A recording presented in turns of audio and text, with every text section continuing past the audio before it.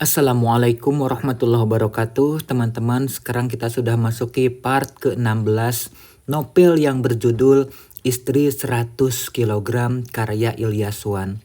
Saya dari channel YouTube Bang Dana Tukang Buku mengucapkan terima kasih kepada teman yang sudah menyimak channel ini dari mulai bab pertama sampai bab 16 ini. Sudut pandang Ayu. Aku tidak dapat menahan sesak di dada ketika mengetahui jika Mas Adam sudah menikah dengan Claudia.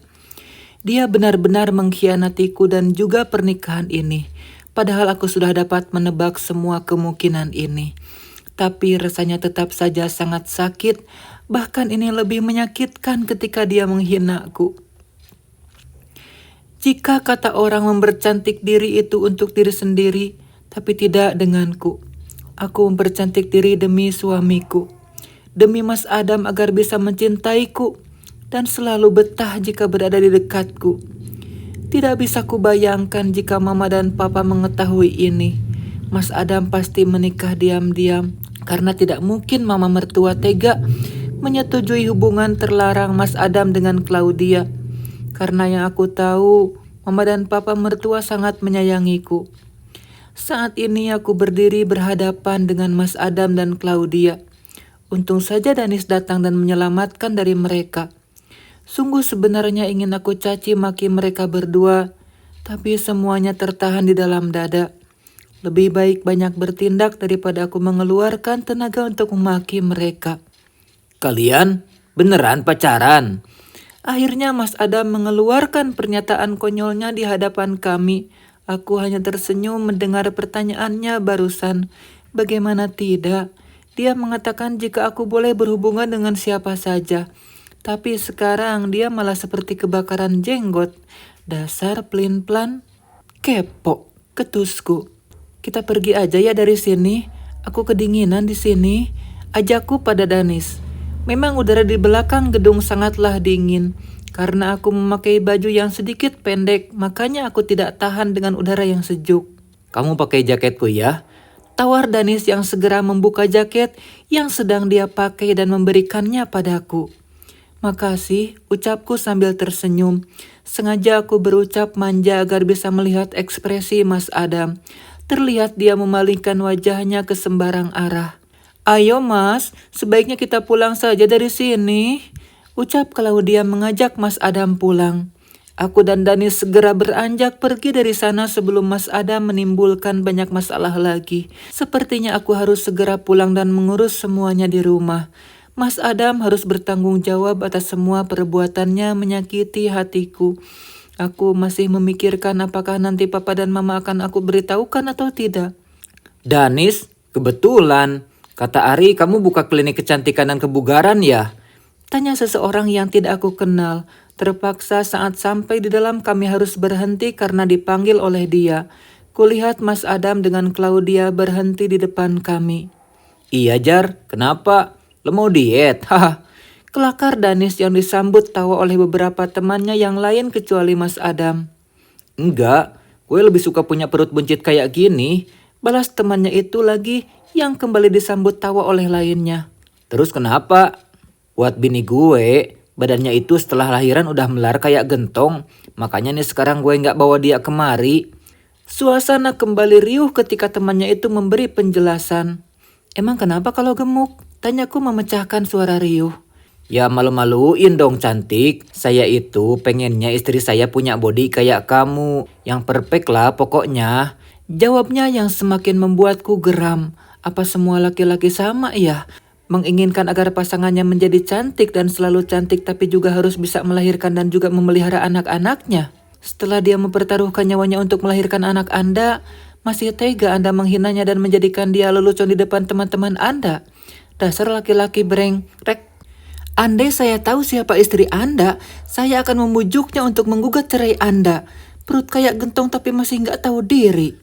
Lepas sudah semua amarahku yang dari tadi aku tahan untuk Mas Adam. Sekarang pria di depanku malah menjadi sasaran empuk bagiku untuk melepaskan semua unek-unek. Setelah mengatakan itu, aku langsung pergi keluar dari ruangan itu, melewati Claudia dan Mas Adam, diikuti oleh Danis yang mengejarku dari belakang. Ternyata begini rasanya jika mendengar seseorang menjelek-jelekan dan menghina bentuk tubuh seorang istri.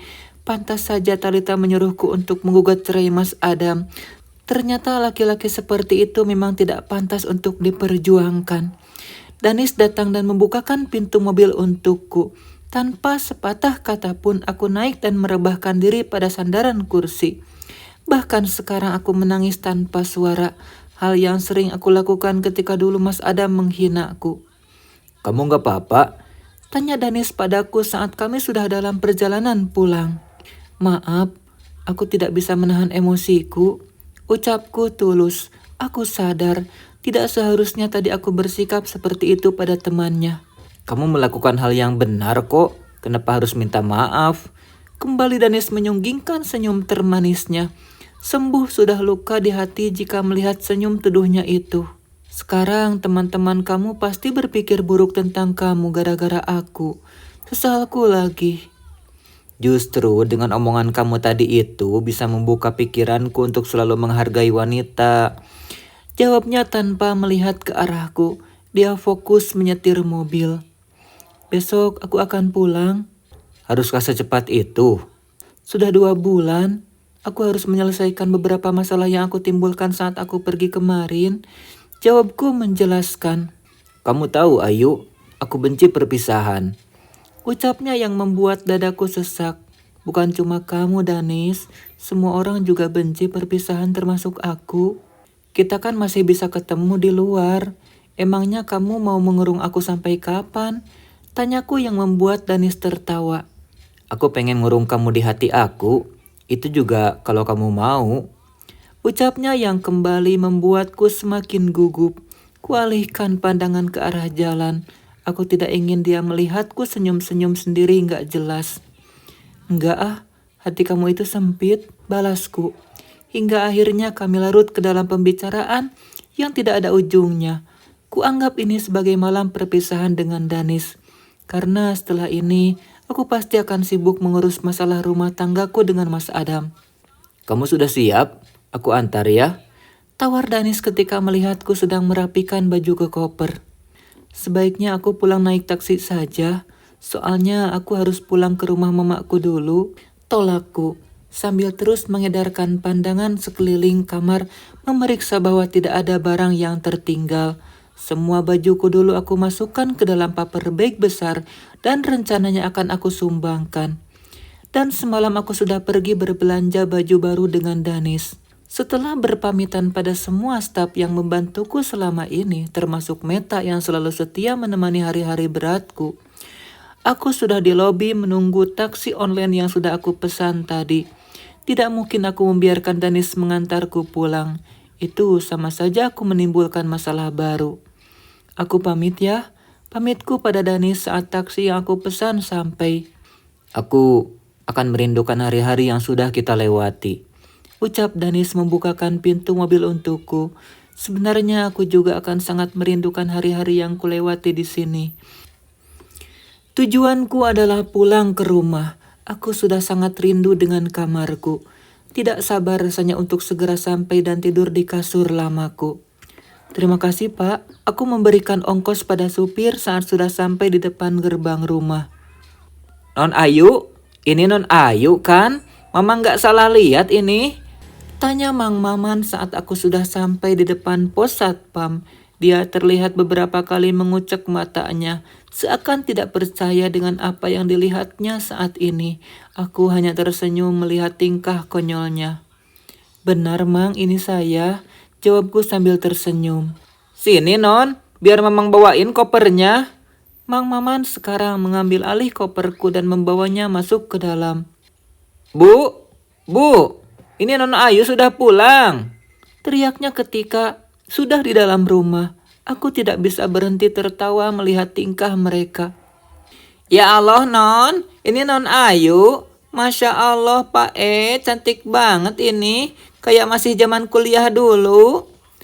Teriak Mbok Darmi kegirangan. Dia bahkan memelukku berkali-kali dan meraba-raba wajah juga tubuhku untuk memastikan ini adalah aku. Haha, aku rindu banget sama Mbok, ucapku membalas pelukannya. Alhamdulillah, Akhirnya non bisa juga menurunkan berat badan. Sambungnya lagi. Apaan sih, ribut banget. Tiba-tiba Mas Adam keluar dari kamar dan menghampiri kami yang sedang kegirangan. Dia terkejut melihatku yang tiba-tiba sudah ada di sini. Aku hanya menoleh sebentar ke arahnya, kemudian kembali sibuk dengan Mang Maman dan Mbok Darmi. Aku anggap dia tidak ada. Ini mau ditaruh di mana, non? Tanya Mang Maman padaku. Di sini saja, Mang. Biar aku aja yang bawa masuk ke dalam kamar. Jawabku mengambil alih koper. Lalu dengan cepat aku berjalan melewati Mas Adam yang masih terpaku melihat ke arahku. Aku sama sekali tidak menghiraukan kehadirannya. Akhirnya kamu tahu jalan pulang juga. Itu kata-kata pertama yang keluar dari mulutnya saat kami sudah di kamar. Ini rumahku? Kenapa aku harus sampai lupa jalan pulang? Sindirku yang membuat wajahnya pias. Ya udah, sekarang kamu siapkan bajuku untuk ke kantor. Perintahnya lagi padaku. Mulai saat ini, kamu gak usah lagi ke kantor, Mas.